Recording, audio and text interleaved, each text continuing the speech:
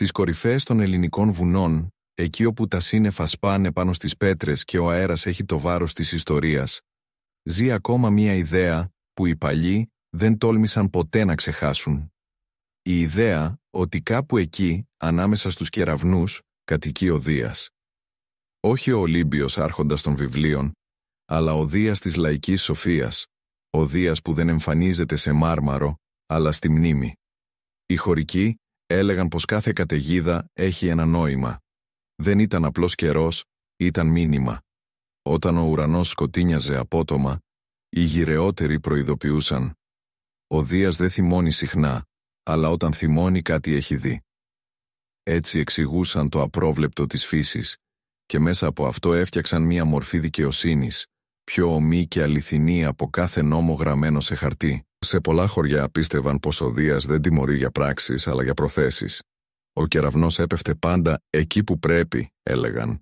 Όχι επειδή κάποιος έκανε το κακό, αλλά επειδή το είχε σκεφτεί. Και έτσι γεννήθηκε μια παράξενη αίσθηση ευθύνης, ότι ο εσωτερικός κόσμος του ανθρώπου ήταν τελικά ο πραγματικός στόχος του θεϊκού βλέμματος. Την ίδια στιγμή υπήρχε και η άλλη πλευρά. Ο Δίας ως προστάτης του λόγου.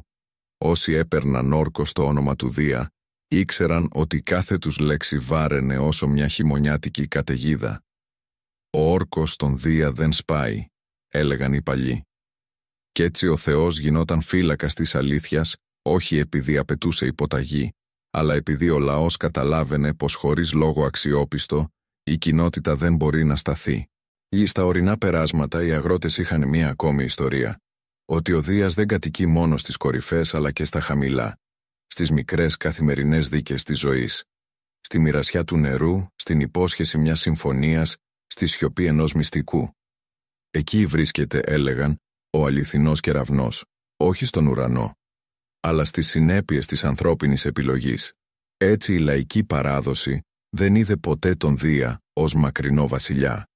Τον είδε σαν τον αόρατο κριτή, τον αθόρυβο παρατηρητή, που δεν χρειάζεται να εμφανιστεί για να ακουστεί.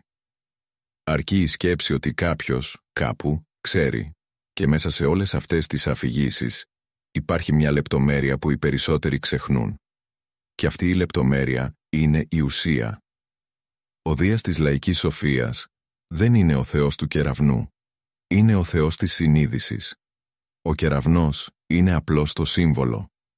Η αληθινή δύναμη βρίσκεται στην υπενθύμηση ότι το σωστό και το λάθος δεν καθορίζονται από φόβο προς τα σύννεφα, αλλά από τη δική μας εσωτερική ακεραιότητα. Γι' αυτό και η παράδοση τον κράτησε ζωντανό. Όχι για να τρομάζει, αλλά για να θυμίζει πως κάθε πράξη, κάθε λέξη, κάθε πρόθεση έχει βάρος. Και αυτό το βάρος καθορίζει τον κόσμο γύρω μας.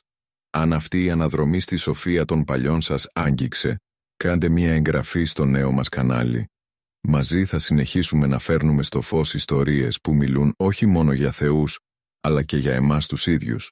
Και να θυμάστε, όσο ο Δίας παρατηρεί, ο άνθρωπος μαθαίνει.